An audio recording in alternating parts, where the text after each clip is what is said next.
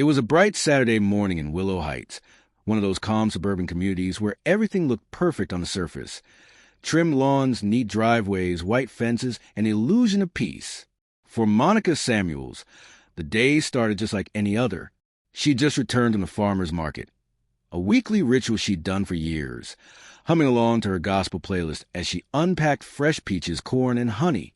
Her husband, Derrick, was out on a morning run by the lake. Life felt calm, safe, predictable. But within 1 hour, everything would change. At exactly 11:17 a.m., Monica noticed two men walking down the street. Not jogging, not strolling, but moving with purpose. They wore black tactical vests with patches that read HOA Compliance Division. That was strange. There was no Compliance Division in Willow Heights. The HOA had one security contractor, an older man named Hank who drove a small white golf cart. Everyone knew him. Monica thought maybe these guys were from the county. But as they got closer, her gut tightened. They didn't walk like officers. They walked like men looking for trouble. "Ma'am," one of them barked, "we need a word with you about a community violation." Monica turned, holding her grocery bag. "Excuse me?" The taller one, bald, with mirrored sunglasses, flashed what looked like a badge. "We received complaints about unauthorized construction on this property." "Construction?" Monica laughed nervously. "My husband just put up a flagpole. It was approved by the board." The man smirked. "We'll see about that. We'll need to inspect the backyard." Now Monica's instincts screamed no. She stepped back toward her porch. "You can't go back there. You need a warrant or HOA approval." "Who sent you?" The second man, heavier set beard, tattoo creeping up his neck, spoke for the first time. "Ma'am, don't make this hard. You people always want to argue before cooperating." That phrase, "you people," something in Monica's chest tightened. "I'm not arguing," she said, keeping her voice steady. "But I don't know who you are, and you're not coming onto my property." The bald man chuckled. "You think you can tell us what to do? We're the law around here." She reached for her phone. "Then I'm calling the police to confirm that." That's when it turned ugly, fast. The bearded man stepped forward, snatched her phone from her hand, and shoved her shoulder. "You're not calling anyone. Give me my phone back." She tried to reach for it, but he pushed her harder this time. She stumbled, hitting the side mirror of her SUV. Neighbors began peeking through blinds. One man across the street, Mr. Rivera, started filming. "Hey, leave her alone," he yelled. But before Monica could react, the bald man raised his hand and slapped her across the face. The sound cracked through the air like a whip. Gasps. Silence. Monica stumbled back, hand on her cheek, eyes wide in disbelief. Then came the blood, slow, bright red where his ring had cut her skin. And the bearded man muttered, "Maybe now you'll learn some respect." Monica, shaking, didn't fight back. She bent down, picked up her bag, and whispered, "You just made a big mistake." Then she turned, went inside, and locked the door. Her hands trembled as she grabbed the house phone. The first number she dialed wasn't 911. It was Derrick. He answered on the second ring. "Hey, babe, I'm on my way home." "Derrick!" She gasped, her voice breaking. "Two men. They said they're HOA cops. They hit me." Silence. Then a shift in tone so sharp it could cut steel.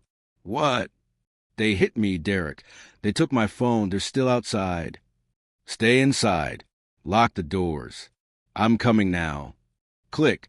What Monica didn't know was that her husband had just finished a 10-year Navy SEAL career and still trained security forces at the local base.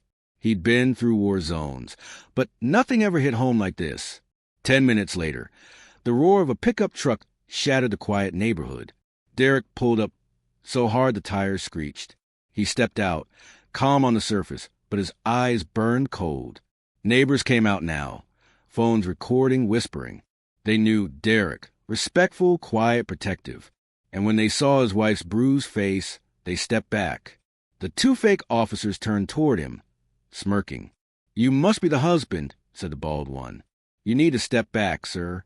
This is official HOA business." Derrick didn't even blink.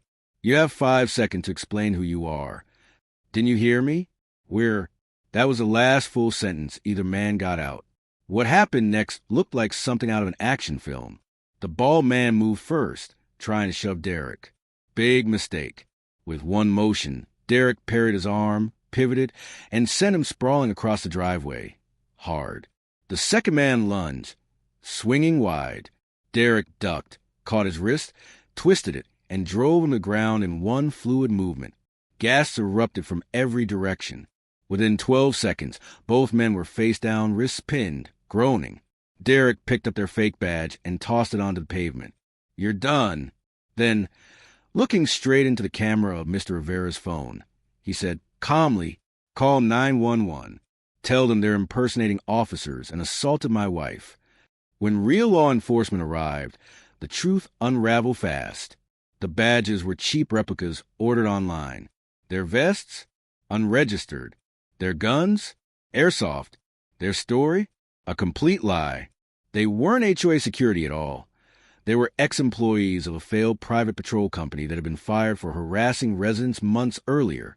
They'd started shaking people down for violation fees, targeting minority homeowners who they thought wouldn't fight back, until they met the wrong couple. News of the incident spread like wildfire. Local media picked it up within hours. Fake HOA security attacks woman. Retired Navy SEAL husband stops them cold. The footage went viral. Comment sections filled with outrage, praise, and disbelief. Some called Derrick a hero. Others said he went too far. But the facts were clear. Monica was assaulted. The attackers were fakes. And justice had come swiftly. Weeks later, detectives revealed that the imposters had targeted at least 7 other families, mostly people of color. They demanded fees for made-up violations, parking, fence height, even unapproved visitors. But this time they picked the wrong target. They were charged with impersonation, assault, and fraud. And Derrick? He was asked to testify. In court, the prosecutor played the video. The judge watched quietly. The slap, the fall, the calm, controlled response from Derrick. When it ended, she looked at the 2 men sitting handcuffed. "You didn't just break the law," she said. "You broke public trust." They were sentenced to 8 years combined. Monica, sitting beside her husband, finally exhaled the breath she'd been holding for weeks. But the story didn't end there. The HOA called an emergency meeting, this time with hundreds of residents showing up. People demanded accountability, transparency, real safety measures. Derrick stood before the crowd and spoke quietly. "The uniform doesn't make you right. The badge doesn't make you good. Your actions do. We can't protect our communities by pretending to have power. We protect them by standing up for truth, even when it's uncomfortable." The room erupted in applause. From that day forward, the HOA disbanded its enforcement committee entirely and partnered with real law enforcement for safety oversight. Life slowly returned to normal. Monica healed, inside and out. Derrick built a small home gym where he taught free self-defense classes for women in the neighborhood. He never talked much about the incident, but once, during class, someone asked him, "Did you ever regret what happened that day?" He paused and smiled faintly. Regret stopping it? Never. Regret that it had to happen at all? Every day. 1 year later, Derrick received a letter, hand-delivered, from a woman who had been one of the imposter's earlier victims. It read, "You don't know me, but you saved me. I didn't have the courage to fight back when they came to my door.